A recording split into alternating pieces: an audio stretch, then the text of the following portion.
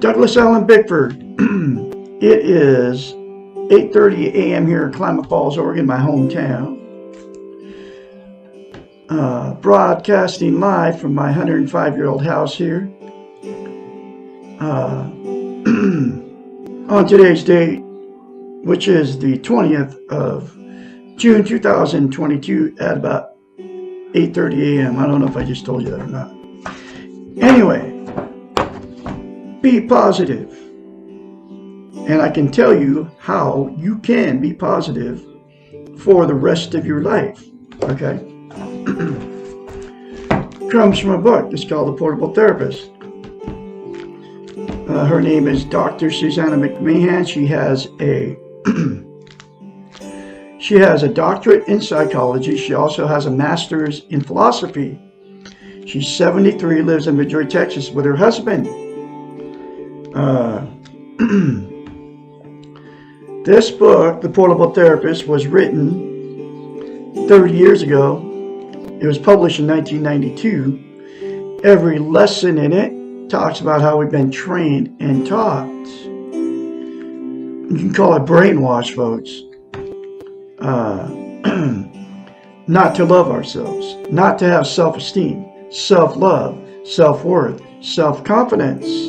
And here's what self-esteem is. Most people don't even know what the two words even mean. In fact, it's a taboo subject. Nobody talks about it. When was the last time anybody asked you how you felt about yourself inside? Okay. So here's what it is. We've all been in romantic relationships. We've all had that good feeling. Okay. You're bragging to your friends. You're bragging to your family. You can't wait to sleep with them. You can't wait to eat with them. You want to be around them 24/7. That's what that good feeling is. And it feels really good. I've had it several times. But what self-esteem is, self-confidence, self-worth, self-love, is that good feeling like you have towards that other person, whether it's a man or a woman. Dr. Susanna McMahon, a psychiatrist, who has had thousands of clients because she was a therapist, a counselor, a psychiatrist for many years of her life. I don't know what she's doing now.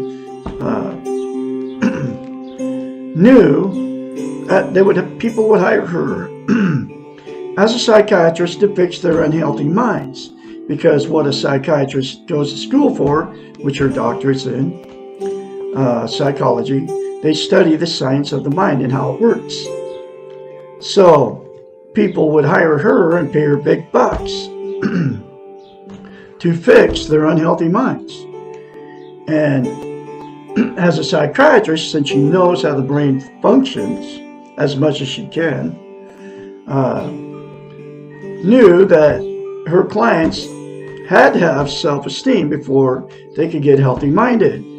And she knew that nobody was teaching it, even way back when, 30 years ago, folks. So she knew she had to come up with a concept to get her clients to get self-esteem. And the only way that you can get self-esteem is you have to do it. Nobody can give it to you. Okay. So she had to come up with a concept for her clients, to give themselves self-esteem so they could get a healthy-minded. And here's that very simple concept. It's called mirror therapy. Okay. She told her clients to say 4 things to themselves in the mirror daily without fail. I love you. I love my inner child. I'm worthy to be loved. I'm worthy to love. I am full of goodness. She told them to say those 4 things to themselves in the mirror daily for the rest of their lives, literally, in between their sessions. And it would give them self-esteem on steroids. And it did. It works. Okay, it worked on me. So, then it can work on you too. But you have to say it every day. You can't just say it a few times, okay? Call it good, because you'll lose it. And the reason you have to say it every day is it's like lifting weights. If you start lifting weights and you stop, you have to start all over again. Self-esteem is the exact same thing for the brain, okay? So you have to say it and keep saying it, literally for the rest of your life. It'll take you less than 10 seconds. Instead of criticizing yourself in the mirror, okay? Say, I love you. I love my inner child. I'm worthy to love, worthy to be loved. I am full of goodness. Less than 10 seconds, folks. That's all it'll take you, okay? And the reason she come up with mirror therapy, because she's a psychiatrist, she knows how the brain functions. She knew that we can't lie to ourselves in the mirror. And that's why mirror therapy is so powerful. And that's why you can very easily get in front of the mirror and say bad things about yourself. Because that's how you feel about yourself. You can't lie to yourself in the mirror, say good things to yourself in the mirror, because that's not how you feel about yourself. So you'd be lying to yourself in the mirror. So the very first time you do it, you'll have to force yourself to do it. It will seem very strange and awkward. Even me telling you this seems weird, right? Because nobody's taught you this before, okay? That's because nobody's teaching it. But I am, that's why I'm here, to teach you how to attain and maintain self-esteem. And those 4 things to yourself in the mirror will do it for you. So just say it, regardless of how it makes you feel the first time. And keep saying it, keep at it. Because the more you say it, the more you feel it, the more you believe it. It's all true, folks. This is not fiction, this is real. Okay.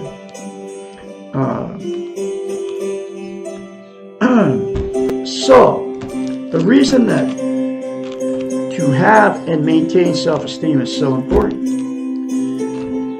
We cannot be content without it. What content means is you feel good about how, where, and what you are. It's also known as internal peace. Okay? There's 11 things that people are using to try to be content, get internal peace. And they are Facebook, which I call fake book, drugs, alcohol, sex, food, religion, gambling, television, material possessions, people, or money. 11 things, right? Those 11 things are known as externals. They are outside of yourself. They will make you feel good, make you feel content temporarily, but they never last. And you all know what I'm talking about.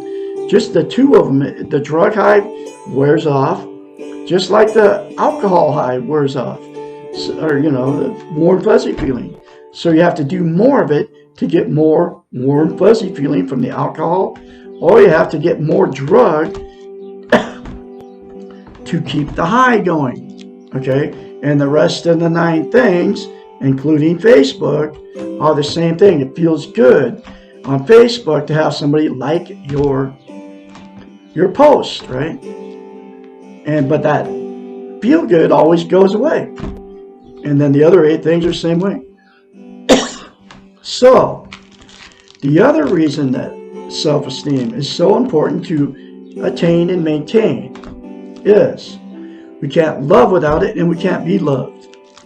That warm, fuzzy feeling, or that warm feeling that you had, that good feeling that you had towards that other person, you mistake it as love, okay? And when you don't have self-esteem, you'll attract somebody that doesn't have it. So you'll marry them or don't marry them. You just get together, right? Whether it's a man or woman. And then after that good feeling goes away, you think you're out of love. It takes a while, for that to go away. But so then what happens in the relationship I'm talking about 2 without self-esteem, the fights and the arguments start, the name calling, the cheating on each other, the secrets and all that going on, the alcohol and drug use to try to get that good feeling back, right? Try to get the love back. And then because it turned toxic, there's 3 things that will happen. You'll split up and get divorced if you marry them, right? And then the same 2 people will go jump right back in another relationship without self-esteem, and the exact same thing will happen. It's why you've had many failed relationships. It's why you've been divorced or married more than once and divorced more than once. Like me, I've been married 4 times and divorced because I didn't have self-esteem. The person I married didn't have self-esteem either. Okay?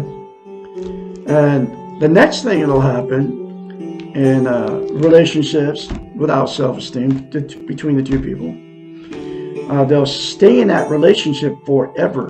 And because you don't want to be a failure, you're afraid to leave, you have nowhere to go, you don't want to be an embarrassment to all your family and friends, and you can't be alone. So you stay in it. And even though you know it's bad, you both know it's bad, and you use the 11 things to try to make yourself feel better in that relationship.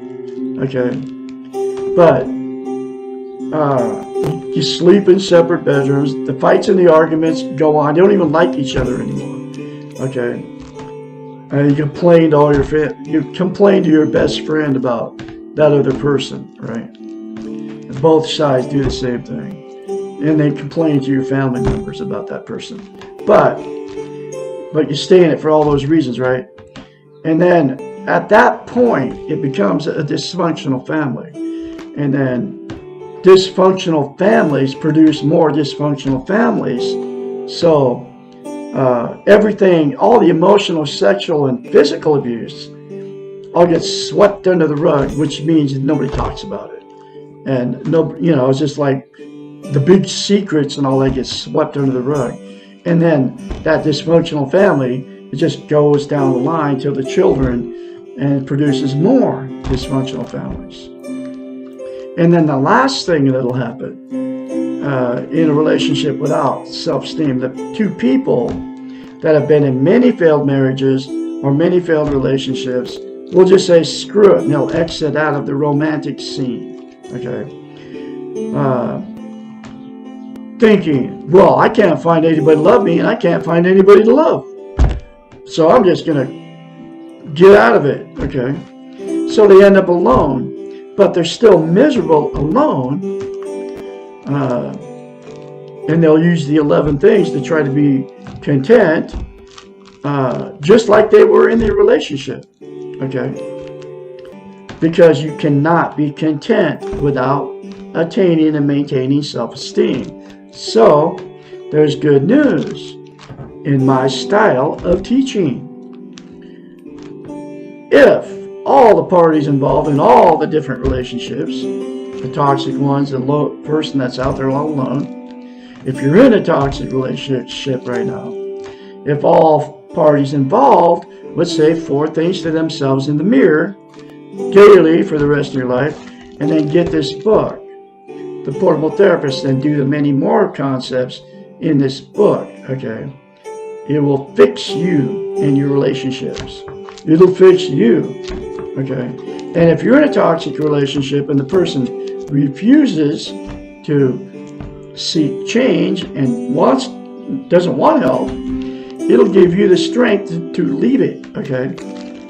Because none of us want to live, in a relationship where you're getting, name calling and all that's going on. I mean, what fun is it, right? Anyway, so I am teaching 1 lesson at a time from Dr. Susanna McMahon out of this book right here. And here's that next lesson. Why can't I keep my defenses? Lesson 35. We all have defenses. They are used to protect us from what we cannot handle. Just as the body will go into shock when it suffers a trauma, in order to protect itself from too much pain, so will defenses occur when the emotional pain is overwhelming. Just as shock can only protect the physical body for a temporary period, and then the shock itself becomes dangerous and often fatal. So the overuse of defenses also can become emotionally fatal. Dependence on our defenses can be addictive, and like all addictions, can stop us from experiencing the reality of our lives. What are our defenses? Denial, repression, externalization, rationalization, and intellectualization are just some of the more familiar ones. They allow us to explain behaviors that we do not want to deal with. They help us produce a facade for ourselves and for others when we do not want to see things or accept things as they really are. They tend to cover life and excuse the unpleasantness of our behaviors, our thoughts, and our feelings. We use them when we do not want to deal with our imperfections and those of the people we care about. We use them to avoid the fact that life is painful and death is inevitable, and that we all have a dark side, which we do not like. We have become defensive when we have to admit that we are not perfect, that life is not fair, and when we are feeling weak and helpless. The more we use them, the more we need them. As with any drug, they soon take over, and we may discover that we cannot operate without them. They become unconscious habits. What is the antidote? One of the antidotes is say 4 things to yourself in the mirror, folks, daily without fail. Okay. How can we stop using defenses that we are not always conscious of having? First, take responsibility for yourself. Accept that you're human and cannot be perfect. You make mistakes, and you have a dark side, a shadow self. Sometimes you do bad things, stupid things, and painful things. We all do. One of the great ironies of life is that people who know us best know our dark side and see past our facade. Another irony is that once we admit to our secret shadow side, it loses most of its power over us. Being responsible for yourself is one way to admit that you are aware of your faults. Because the defenses operate to avoid the pain of reality. The second way to stop needing them is to accept the pain. You cannot deny or repress or rationalize something that you admit to and accept. Acceptance produces the necessary strength to ride through the pain. It takes much less energy to admit you are in pain and to deal with the pain than it does to deny or intellectualize what you are feeling. It is not weakness to feel pain, it is human. Once you take responsibility for yourself and admit that you feel pain, you will free yourself from the need for your defenses. Defense mechanisms only work well when we are not consciously aware of them. Taking responsibility for yourself, for your behaviors, means that you no longer need to defend against yourself. Admitting your weaknesses and accepting your humanness allows you to let your defenses go. You no longer need them to protect you. You will become strong enough to deal with your pain. Becoming aware of what you are doing and when you are defending yourself is part of having self-esteem. And self-esteem means letting go, not keeping the things that stop us from knowing ourselves, such as our defenses. Wow. That's another very powerful lesson for you folks. I can be your mentor when you start going through this change, because when you do start saying those 4 things to yourself in the mirror, you will go through a change. I guarantee it. 458-232, call 458-232-5238. Call me. I can encourage you along the way. Okay? I'm going to have another lesson for you tomorrow, which is how do I learn to let go? Lesson 36. You all have a very great day out there on this Monday. I will be talking to you tomorrow.